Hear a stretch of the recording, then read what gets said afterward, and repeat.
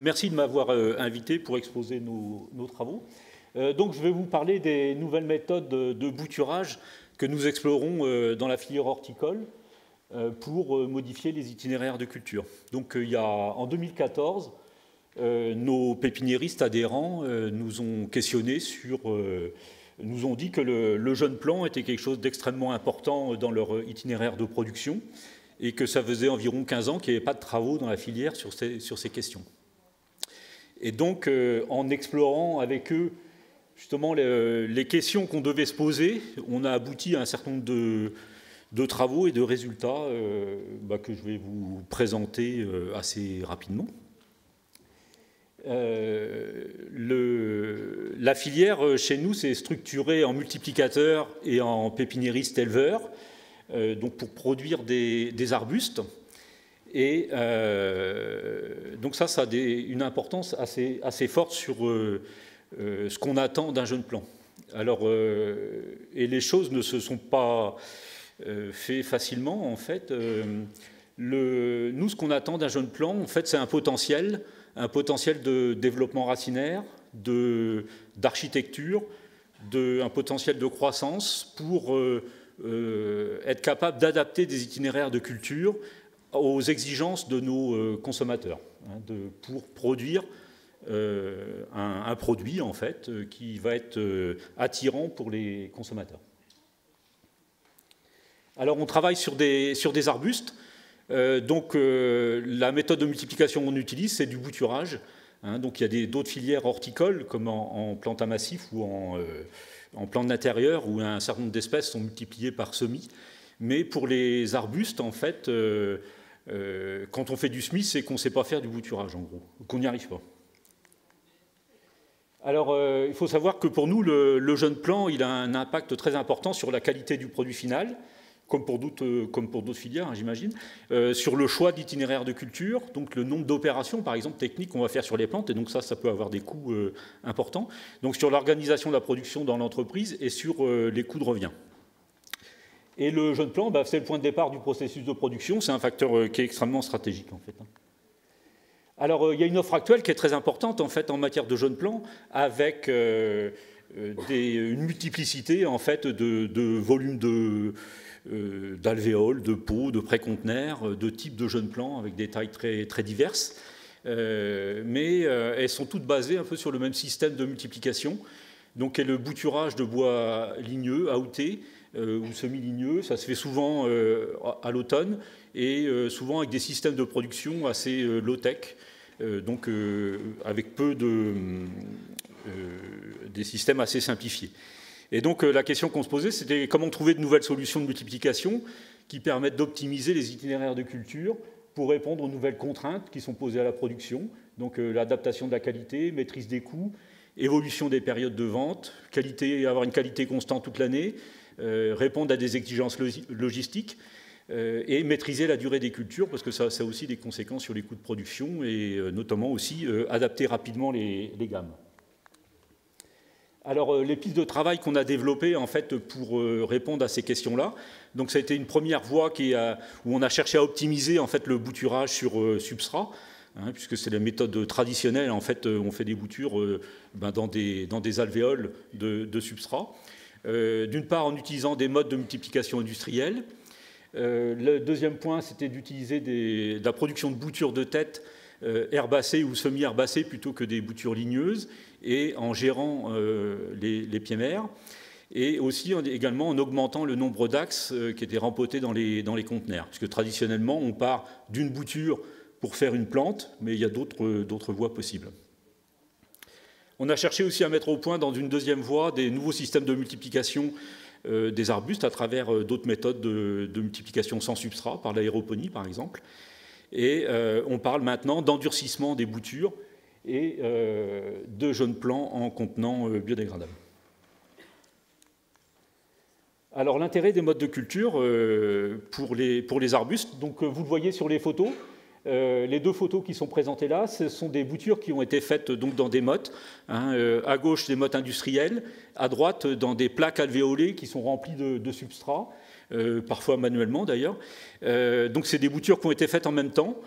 Et au bout de 55 jours, on obtient avec des mottes industrielles le résultat que vous voyez sur la photo à gauche, donc des boutures très bien enracinées, alors qu'il faut 130, 140 jours en gros pour le système traditionnel dans des plaques alvéolées.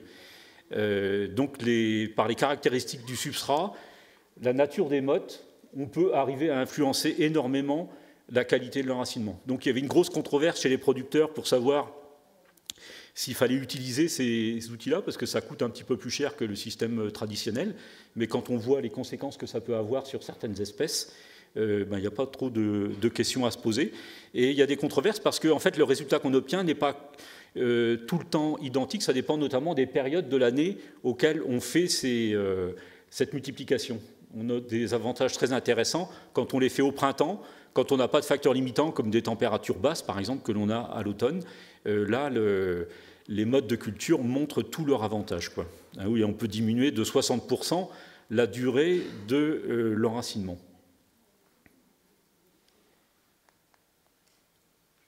Alors, un autre travail, c'était de montrer l'effet des modes de culture sur la qualité finale des végétaux. On améliore les jeunes plants, comme on l'a vu avant, mais ça a aussi un impact sur la qualité finale du produit.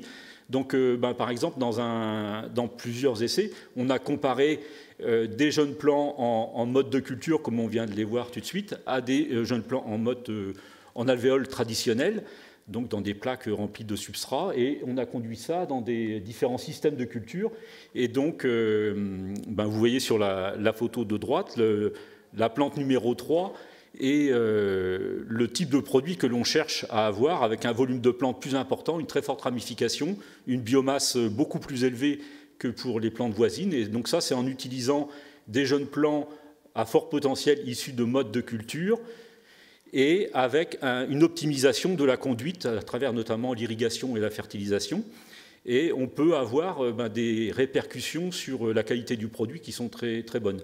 Mais ce qu'on voit ici, c'est que quand on a un jeune plant qui a du potentiel, il faut derrière avoir un itinéraire de culture qui permette d'exprimer ce potentiel et de l'exploiter au maximum, quoi. Sinon, il a quand même de l'avantage, mais beaucoup moins, quoi. Alors une autre question, c'était de décaler les périodes de bouturage et de travailler avec du matériel plus herbacé. Donc alors pourquoi faire des boutures de tête, par exemple, plutôt que des boutures de tronçons qui sont classiquement utilisées par les pépiniéristes? Dans une bouture de tronçon, que l'on prend au milieu d'une tige, ça permet d'avoir beaucoup de boutures, mais comme sur une bouture de tronçon qui a 2 feuilles, par exemple, on a 2 bourgeons. Donc ça veut dire qu'on aura la capacité de faire 2 ramifications. Et donc derrière, il va falloir tailler de nombreuses fois les plantes pour qu'elles obtiennent un niveau de ramification intéressant. En utilisant des boutures de tête, donc c'est une tige contractée, donc on a de nombreux bourgeons et avec une capacité de ramification beaucoup plus forte. Et de même que sur des tiges, quand on prélève des boutures sur toute la longueur des axes, elles n'ont pas toutes la même vitesse d'enracinement. Et donc, si on mélange tout ça dans des plaques de multiplication, ça fait des lots qui sont très hétérogènes.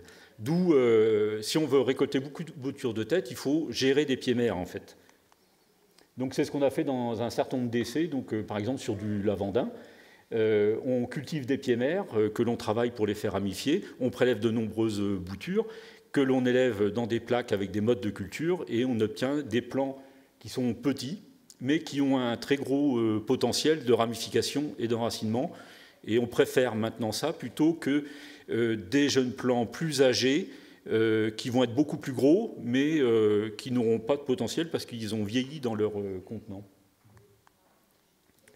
Et donc on a, avec ces systèmes-là, travaillé ça sur pas mal d'espèces et montré qu'avec des très petits plants, on pouvait faire des plantes assez ramifiées très rapidement, comme les photos qui sont montrées ici, où en quelques mois, finalement, on arrive à avoir une plante commercialisable. Bon, au départ, on a fait ça dans des petits conteneurs de 2 litres, par exemple, mais on l'a développé ensuite sur des conteneurs plus grands, par exemple de 4 litres. Une technique aussi est d'utiliser plusieurs boutures pour faire une plante, plutôt que de partir d'une seule bouture qu'on va être obligé de tailler à plusieurs reprises et de rempoter plusieurs fois avant d'arriver à un individu commercialisable. Et donc l'idée, c'est d'utiliser plusieurs boutures dans un conteneur pour accélérer le cycle de culture. Donc en mettant 3 boutures dans là c'est dans un conteneur de 2 litres, ou en passant par un repiquage de plusieurs boutures dans une mode de culture, comme vous le voyez sur la droite, quoi. Et quand on fait ça, eh bien, on obtient des plantes qui sont commercialisables avec des cycles de culture relativement courts et des gains qui peuvent être assez importants. Et donc ça, on l'a expérimenté sur un certain nombre d'espèces. On obtient des plantes très ramifiées, notamment à la base, avec des pieds qui ne sont pas dégarnis. Ça, c'est un critère très important pour la valeur esthétique. Et c'est un problème qu'on rencontre souvent avec les méthodes traditionnelles de multiplication. Et donc, on a développé aussi des outils où on peut repiquer plusieurs boutures dans une même motte pour n'avoir à faire que ça facilite en fait le rempotage. Quand on proposait à un producteur, un pépiniériste de rempoter 3 boutures dans un même conteneur, avec les systèmes de rempotage mécanisés, ce n'est pas toujours très simple. Et donc, c'est plus facile d'avoir des jeunes plants avec directement 3 boutures rempotées. Donc, ça donne ce que vous voyez sur la photo de droite, qui est un jeune plant petit, mais qui a beaucoup de potentiel. Après, on a essayé de synthétiser en fait toutes ces techniques dans un seul système de multiplication, donc en partant pour vraiment optimiser derrière les itinéraires de culture. Donc ça part sur du bouturage herbacé ou semi-herbacé, sur de la multiplication en période plutôt chaude plutôt qu'à l'automne, en faisant des boutures de tête, en prélevant les boutures sur des pieds mères et en faisant du repiquage en mode de culture et en augmentant le nombre d'axes. Si on utilise tout ça dans un même itinéraire, eh bien, on a des résultats qui peuvent être très intéressants. Donc la méthode traditionnelle, c'est la ligne que vous voyez au-dessus. Donc il y a une phase de multiplication dans les cultures qui dure un certain temps, où on bouture les plantes. Ensuite, on rempote ces boutures enracinées dans des préconteneurs, dans des godets ou dans des préconteneurs, selon les volumes définitifs que l'on choisit. Donc il va falloir élever, donc c'est la phase de préconteneur qui est illustrée en jaune, et ensuite de rempoter une nouvelle fois ces jeunes plants dans le conteneur définitif pour la phase d'élevage final. Donc ça, par exemple, si on veut faire une plante dans un conteneur de 7 litres, c'est une culture qui peut durer plus de 2 ans, 2 ans et demi même. Et donc les nouveaux itinéraires qu'on propose, c'est de faire une phase de multiplication avec les systèmes qu'on a décrits précédemment et de faire du rempotage direct dans le conteneur définitif. Et là, on peut... donc on a commencé à faire ça sur un certain nombre de taxons, plus d'une vingtaine jusqu'à présent, avec des résultats assez intéressants. Donc l'exemple, c'est pour du choisia, par exemple, où on est parti de petits plants que vous voyez à gauche, et on obtient au bout de 16 à 18 mois, et non pas 2 ans, 2 ans et demi, des plantes en conteneurs qui sont commercialisables avec une très très belle qualité. Et des peuplements très homogènes qui sont le reflet en fait, du potentiel des jeunes plants. Un autre exemple sur des myrtes, par exemple, où on part de petits plants comme vous le voyez à gauche. Donc au début du rempotage, la photo du milieu, ça donne quelque chose qui est très, très nu, très dégarni, mais en moins d'1 an. Donc il s'est passé 1 an en fait, entre le bouturage et le rempotage. On a une plante qui est commercialisable avec une très forte ramification, un feuillage très intéressant, quelque chose qui est très attirant pour les consommateurs. Et donc ça, on l'obtient en 14 mois, alors que les systèmes traditionnels, il faut une trentaine de mois, quoi. Et donc ce processus-là, on l'a mis en place sur un certain nombre d'espèces pour lesquelles ça marche. Donc, alors, il y a des espèces qui ont des croissances plus lentes, pour lesquelles le gain de temps va être un peu moins important.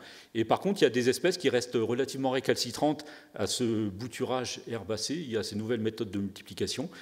Et donc, c'est pour ça qu'on a cherché à comprendre pourquoi ces espèces ne répondaient pas bien et qu'on a cherché à développer une nouvelle technique qui n'est pas utilisée pour l'instant dans le monde. C'est utilisé dans quelques laboratoires aux États-Unis et en Inde sur les arbustes, avec un objectif de bouturer des arbustes, de multiplier des arbustes.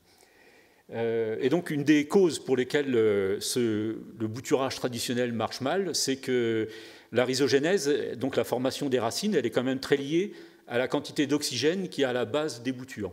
Or, dans notre système traditionnel, en substrat, où on travaille à l'étouffée avec des systèmes de FOG, on a fréquemment des problèmes d'anoxie à la base des boutures parce qu'on a un peu trop d'eau. Et c'est des processus qu'on a quand même du mal à optimiser, à réguler. Or, en réfléchissant, on s'est dit il faut aller vers un système où on n'aura pas cette contrainte-là.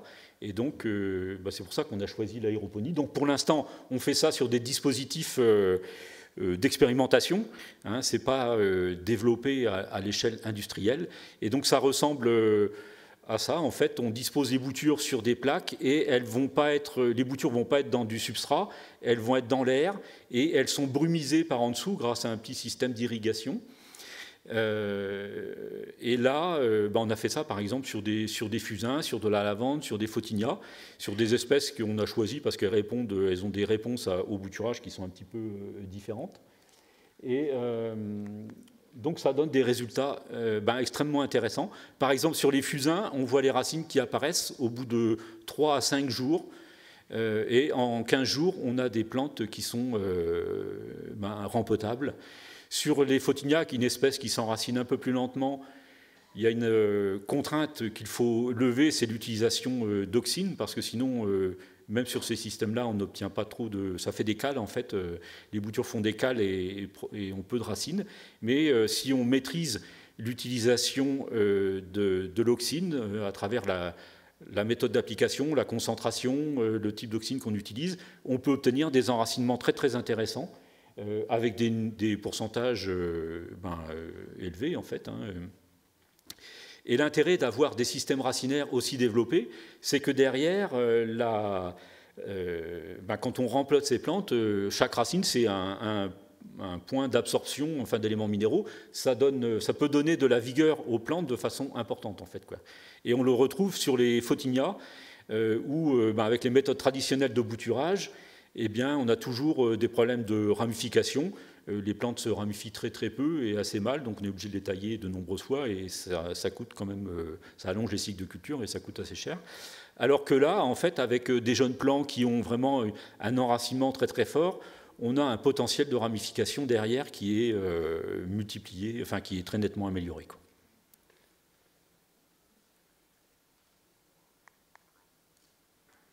Alors, l'endurcissement des pieds mères et des jeunes plantes, c'est une thématique qu'on a développée depuis 2 ans seulement. L'idée, en fait, on travaille ça avec l'IRHS à Angers. Oui, il y a une faute d'orthographe dans mon diaporama. Et donc, l'idée qui est développée avec eux, c'est de dire que l'endurcissement des pieds mères permet d'avoir des boutures qui vont être plus tolérantes en fait aux problèmes de sécheresse en fait, quoi. Et donc l'idée, ça a été démontré sur une plante à massif, et donc l'idée c'est d'essayer de montrer si c'est valide sur les arbustes. Donc là, pour endurcir les plantes, on les endurcit par des restrictions hydriques et on pilote l'irrigation avec des tensiomètres électroniques qui sont couplés à des ordinateurs d'arrosage, et donc on peut comme ça maîtriser l'humidité du substrat et la restriction que la plante subit. Donc on prélève des boutures sur nos modalités en confort hydrique ou en restriction hydrique et on regarde derrière qu'est-ce que ça donne en culture, quoi. Donc les effets des restrictions hydriques sur les pieds mères sont très importants. Et comme sur les cultures, ensuite, lorsqu'on rempote les boutures dans des conteneurs, c'est ce qui était exprimé tout à l'heure, l'effet des restrictions hydriques, vous le connaissez, ça diminue la quantité de végétation, la surface foliaire. Donc les plantes s'adaptent en fait à la sécheresse en même temps en diminuant leur volume, quoi. Donc ça, c'est des travaux qui sont en cours. Pour l'instant, l'effet de la restriction hydrique sur la capacité de la descendance à s'adapter à la sécheresse, il reste encore à mieux évaluer. On a l'impression que les plantes sont en effet mieux adaptées à la sécheresse, avoir une capacité, par exemple, à résister à des arrêts d'arrosage qui va être un peu plus importante par des adaptations physiologiques. Mais ce qui se passe dans les conteneurs, il ne faut pas l'oublier non plus, c'est qu'on est dans un volume de substrat qui est quand même relativement restreint, avec une réserve en eau qui est assez limitée. Et donc, de toute façon, au bout d'un certain temps, on est obligé d'irriguer, quoi. Quand la réserve en eau est épuisée, que la plante ait été ou pas adaptée en fait, à des restrictions hydriques, les données du problème sont les mêmes, il faut réirriguer. Oui, après, c'est pour diminuer les impacts environnementaux, en fait, on travaille sur des jeunes plants en contenants biodégradables et non plus en plastique. Et donc, les plantes sont rempotées directement, sont élevées en fait dans ce type de contenant et rempotées directement sans enlever le contenant, comme on le faisait avec les pots plastiques dans le temps, dans les conteneurs définitifs.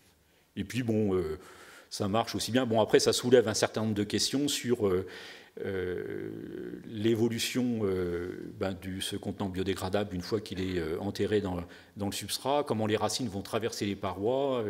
Il faut qu'il soit assez dégradé quand on fait le rempotage sans l'être de trop pour pas que les racines s'abîment. Ça soulève tout un certain nombre de questions qui apparaissent quand on met en œuvre ces pratiques-là. Voilà, je vous remercie de votre attention. Merci beaucoup, Laurent. On va ouvrir la séquence de questions de la salle. Alors, j'ai toujours le même problème. Je ne vois pas forcément s'il y a des mains qui se lèvent. Alors, moi, j'aurais une première question aussi, le temps que le micro circule.